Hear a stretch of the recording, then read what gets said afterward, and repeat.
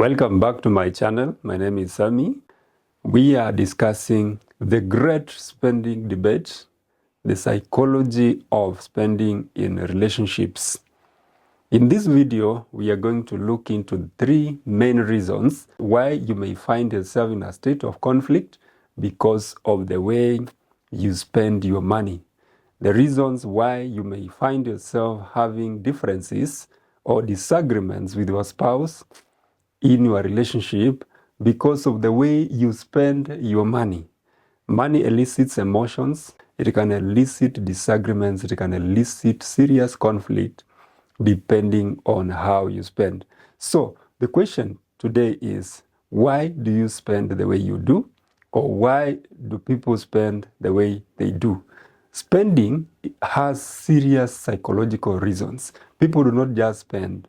The way you spend is affected by 3 major things. Number 1, your mindset that affects your values and priorities. Number 2, your emotional states. And number 3, your personal experiences. So let's dive into these 3 reasons that make people spend the way they do, and especially in relationships, so that you can understand the point from which you can start your discussions with your spouse when it comes to money making, wealth creation, and also your discussion on expenditure. Myron Golden breaks it down in 3 ways when it comes to the way people view money in terms of priorities and values. And Myron Golden says that poor people think that the primary purpose of money is to pay bills. That is the way he explains it, that most people who have that poverty mindset or poverty mentality always think that they should be working very hard so that they can pay their bills. The question you should ask yourself here is, do you work very hard so that you can just pay bills? So that means if you are able to just meet the required bills monthly or whichever period that you meet them, then it means you may not put an extra effort so as to go to the next step where you should create wealth. Myron Golden states that middle-class people think that the primary purpose of money is to enable them access credit so that they can buy things that they cannot afford and pay for them over a long period of time. Is that the state of mind that you have about money and wealth?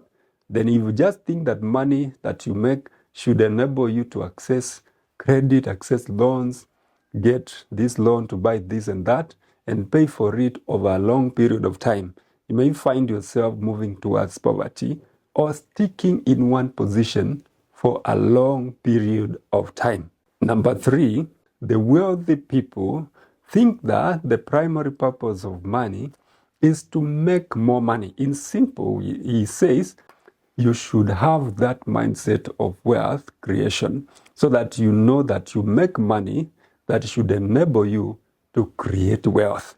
That should be the mindset that you have. In the setup of marriage covenant, it is possible to find yourself in conflict with your spouse depending on the mindset that they have about money. They may have the mindset of poverty, but maybe for yourself, you have the middle class mindset that you think that you should get more and more credit to buy things that you do not afford.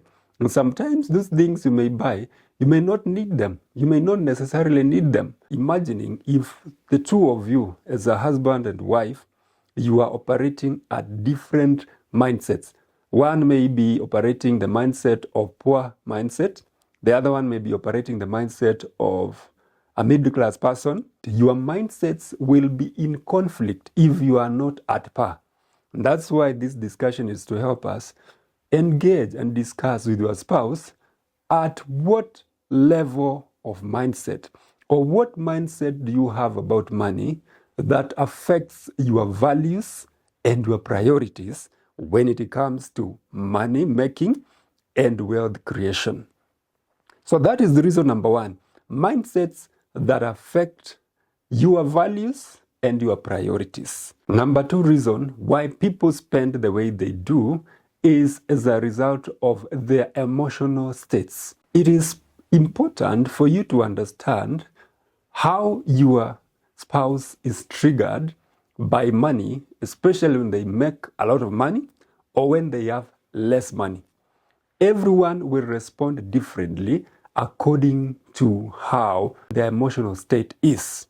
Sometimes you may realize that they are agitated, they are not at peace, they are in conflict with everyone, they are in an unstable state of mind.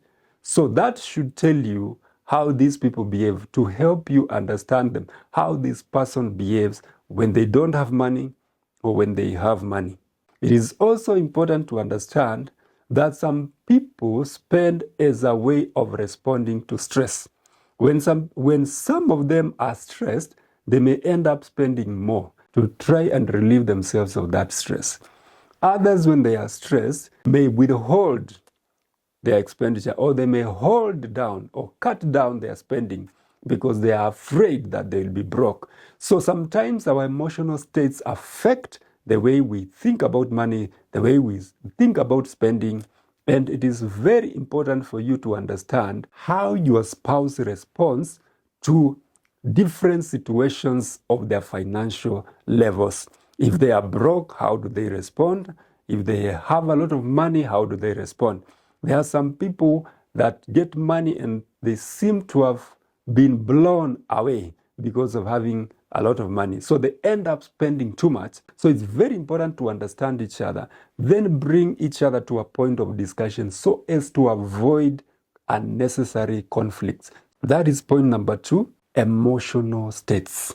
And number three, personal experiences. The way somebody was brought up, their background, how they were raised, and even cultural backgrounds, cultural experiences, their experiences while they were living can affect how someone spends their money. Let's take an example. If someone was born in a family that is wealthy and was brought up in opulence, when they would ask for something, it would be given. Money was not a problem. In an environment of abundance, in an environment where there was plenty, then in the marriage, it is possible that that expectation is carried forward. Were they brought up in an environment of scarcity? The reason why sometimes people are stingy is because they were brought up in an environment of scarcity. So any coin that they make, they are very careful how they spend it. Sometimes even investing is a problem because they are afraid of losing money because of the experience that they have and the psychological effects of poverty and struggles that they went through while growing up. So they are afraid of spending anything and they are holding back. They cannot do anything. They are very careful. They are afraid of losing money. These are the people who may not take any risk. They avoid risk at all costs. They may not build any business or start any business. They are very careful. They are so afraid of losing money. On personal experiences, maybe somebody lost money. They invested somewhere or tried a business or tried an investment and they failed. So in conclusion, how do you manage these situations? How do you work around these three challenges that may cause conflict when it comes to your spending with your spouse? Number one, you need to acknowledge these differences as couples and develop strategies that accommodate all those perspectives. Engage in discussions, engage in dialogue. Try to understand where you are in terms of these perspectives. It will help you minimize or avoid conflicts. That is very important. Number two, you need to foster a healthy dialogue around money that can lead to stronger emotional bonds and more harmonious partnership. That dialogue is very important, and this means constant dialogue, revisiting the discussion and asking each other questions. Have you changed your mindset from a poor mindset to maybe a wealthy mindset? Have you moved your thinking from middle class mindset to a wealthy mindset, because ultimately all of you should think about encouraging each other to develop a wealth mindset where you know that you make money that should help you create more money and create wealth at the end of the day. And then from the wealth that you create, you have cash flows so that you can enjoy the money. When we talk about financial literacy, money making, and wealth creation, we are not saying that you should not enjoy your money. We are not saying you should not reward yourself with your money. But the point here is reward yourself from cash flows that you generate from the wealth you have created, from the investments, from the assets that you have bought or invested in. Then from there, you can enjoy that freedom. You can reward yourself more happily and in a fulfilling way. Number 3, remember, the goal is not just to manage finances, but to enhance the overall relationship through understanding and cooperation. Look at the ultimate goal. Why are we trying to help each other? Why are we thinking about wealth creation journey? Why are we careful about this? This is to help you foster more cooperation and understanding when it comes to your expenditure. Thank you very much for watching this video. It is my hope that you have learned something and you are going to work better in terms of growing your wealth and changing your mindsets, being able to manage your emotional states, and also being able to overcome any past experiences that may affect your money making and wealth creation. Kindly consider subscribing, hit that notification button so that when we upload the next video, you will be notified.